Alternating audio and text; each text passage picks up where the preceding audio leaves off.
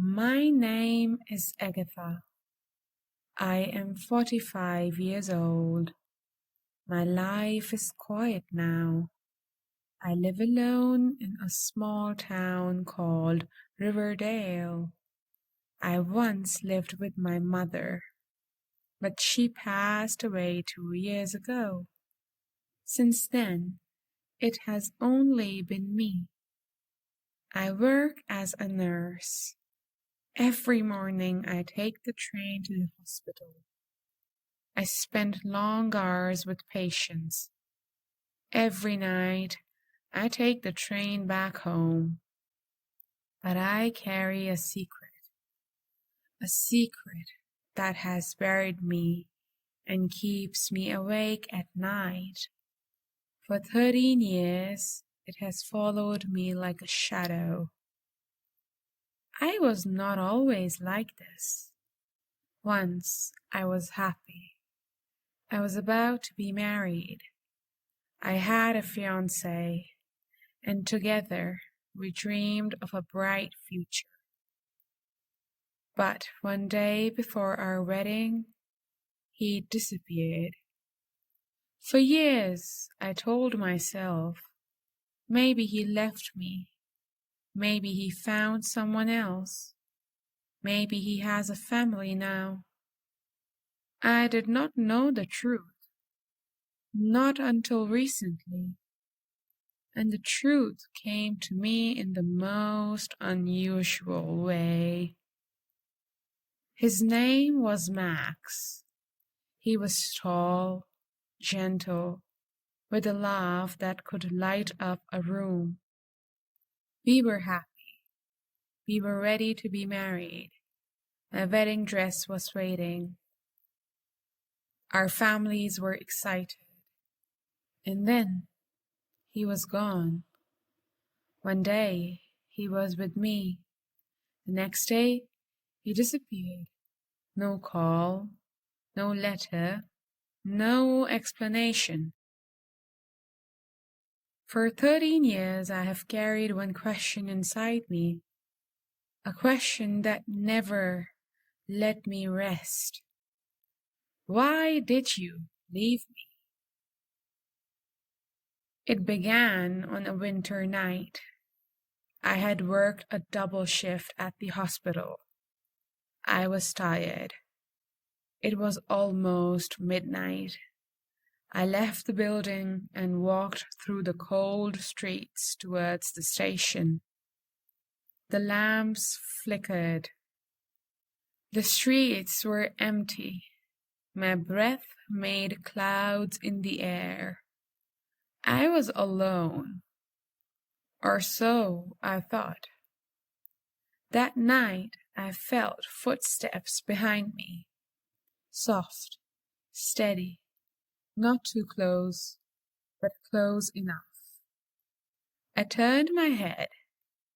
A man was walking, a long black coat, a hat low on his head. I could not see his face. I walked faster. He walked faster. I turned left. He turned left. I turned right. He turned right. My skin grew cold. My heart beat fast. At the station, I sat on a bench. The man stopped. Then slowly he sat down too, just one seat away. He did not speak. He only looked straight ahead, waiting for the train. When the train arrived, I stepped inside. He stepped inside too. He sat near me, silent, always silent. The next night he was there again, and the night after that. At first I told myself, maybe it is nothing. Maybe he just takes the same train. But deep inside I knew something about him was not right. One evening as I stepped Off the train, I heard something. A voice, soft, broken, almost sad. He whispered, "You know me." I froze. My blood turned cold. I turned quickly, but the seat beside me was empty. He was gone. The next night he was there again. This time I lost control. I stood up and shouted, "What do you want from me?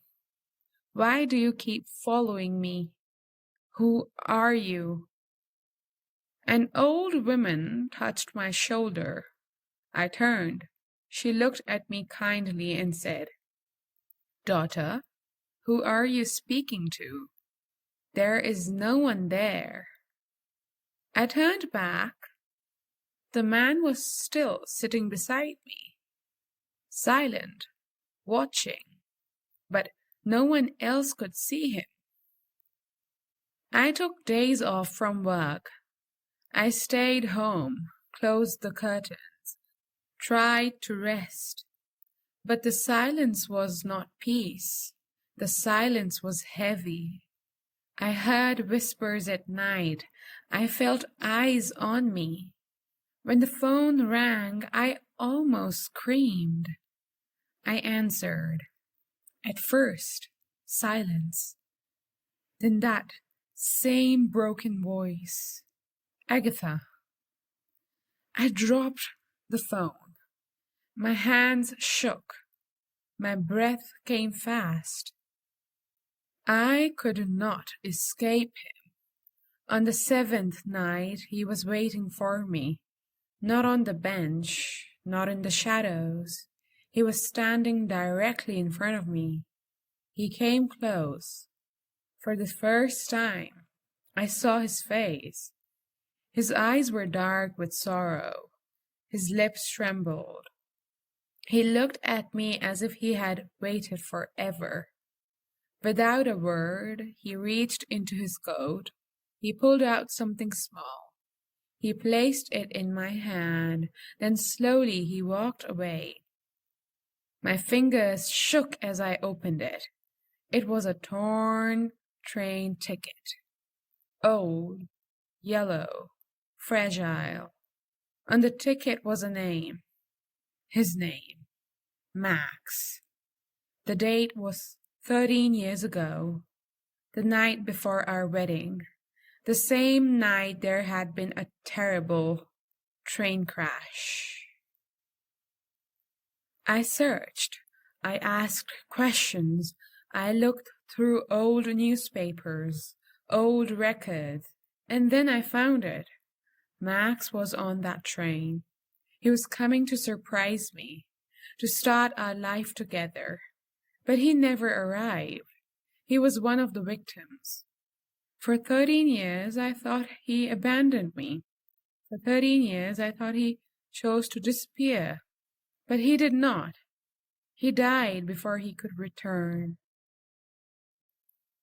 The truth still sends chills through me. Even now, I lie awake at night, turning it over in my mind. It did not give me peace. It only left me with more questions and more fear.